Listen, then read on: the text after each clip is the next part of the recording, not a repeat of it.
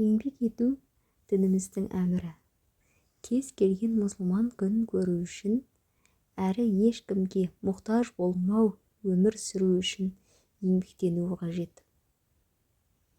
Адамдардың еңбек ететін салалары, табыс табу жолдары әртүрлі. Еңбектеніп, табыс табуда мынаған мән беру керек.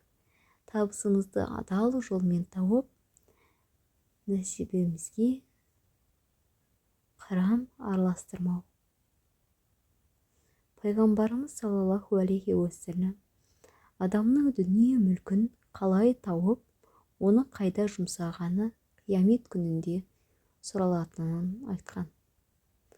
Ал табысын харам жолдармен тапқандарға былай деген: бір мұсылманды алдаған, оған зиян тигізген және айла жасаған адам бізден емес.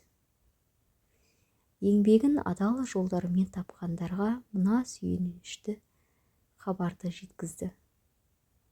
Саудада шындықтан, туралықтан бір сәт айырылмаған адам қиямет күні пайғамбарлардың жанынан орын алып, солармен бірге болады.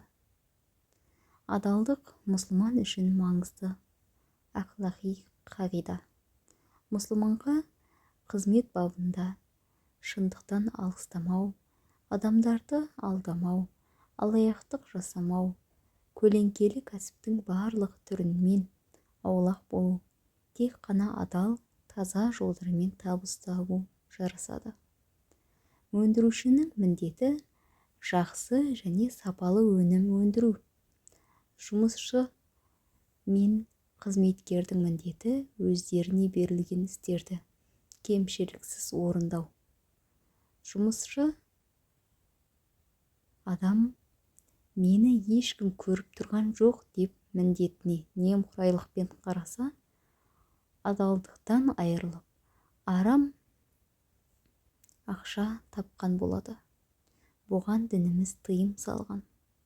Басқаның ақысын жеу міндетін, қызметін дұрыс атқармауды білдіреді. Бұндай әрекет жасағандардың еңбектері босқа кетеді. Бұдан мемлекет зиян шегеді, әрі адамдардың бір-біріне деген сенімі азаяды. Жүрегі таза, парасатты адам қызметін дұрыс атқарады. Ешкімді алдамайды, алаяқтық жасамайды.